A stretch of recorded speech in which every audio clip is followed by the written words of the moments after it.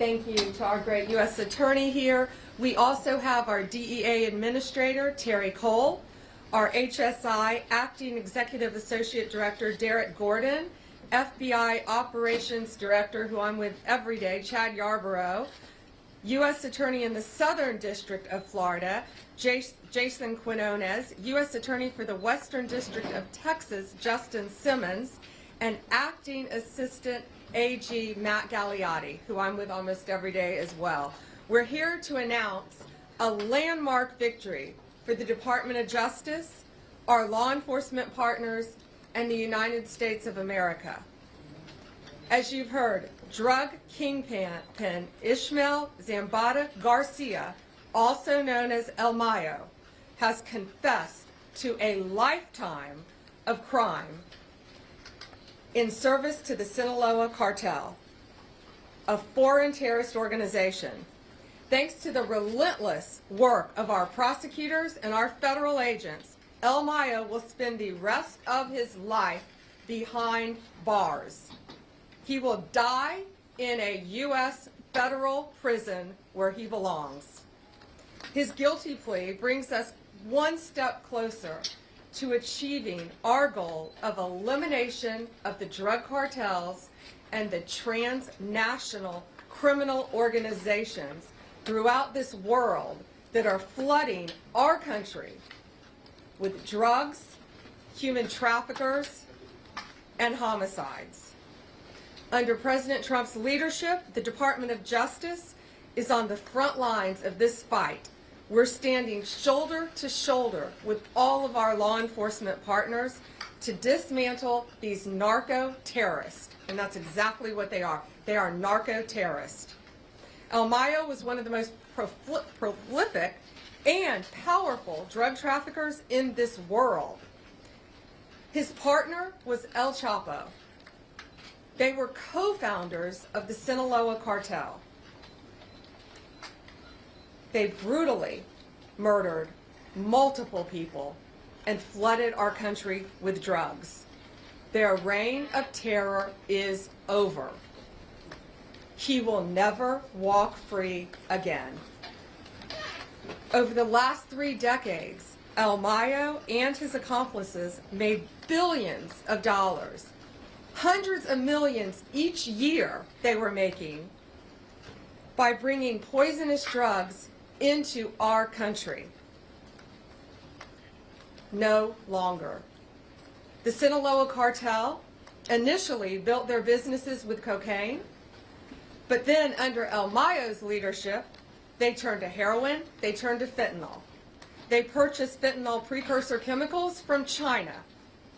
They made the drug in Mexico and flooded it into our communities, killing our kids. El Mayo also ensured that the Sinaloa Cartel operated and protected its drug trafficking business by relying on extreme violence. They used military-grade weapons and directed hitmen to kill their adversaries. They committed gruesome assassinations, kidnappings, and horrible crimes to maintain discipline within their own organization. He ordered the murders of countless individuals and rivals. Many innocent people died as a result of this as well. El Mayo operated with impunity at the highest levels of the Mexican drug trafficking world by paying bribes to government officials, by bribing law enforcement officers. He controlled corrupt officials and officers who protected his workers and his drug shipments that traveled from Mexico into our country. El Mayo's crimes have been so prolific that in the past 2 decades, he's been indicted in no fewer than 16 federal courts across our country. 16. From Western District of Texas to Chicago to here in the Eastern District of New York.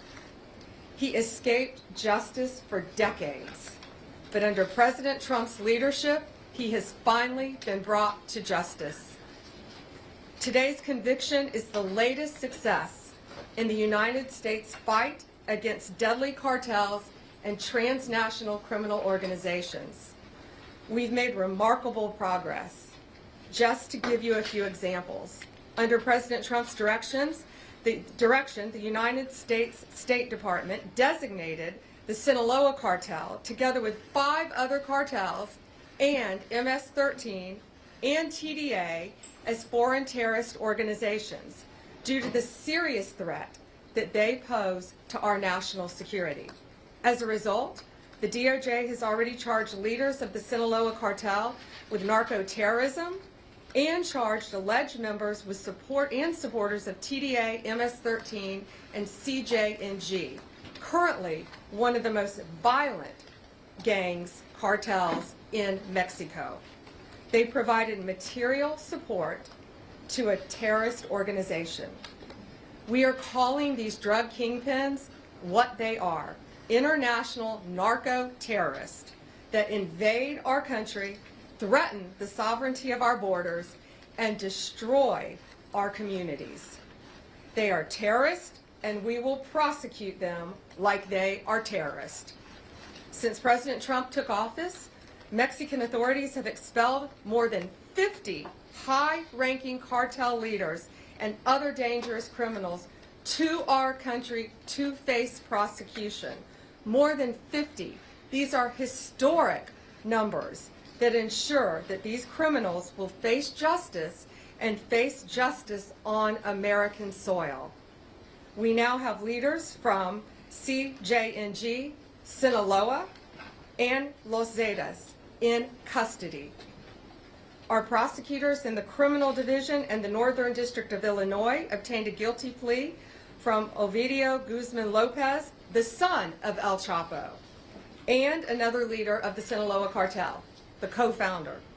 Just a few weeks ago, on August 14th, we announced criminal charges against 5 cartel leaders and high-ranking members of these united cartels.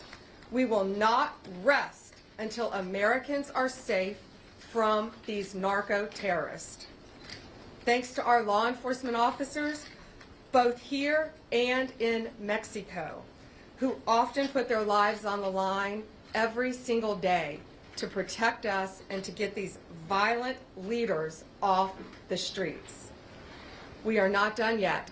At President Trump's direction, we will continue to fight until every single cartel boss is behind bars and on American soil and in American prisons for the rest of their lives. Thank you.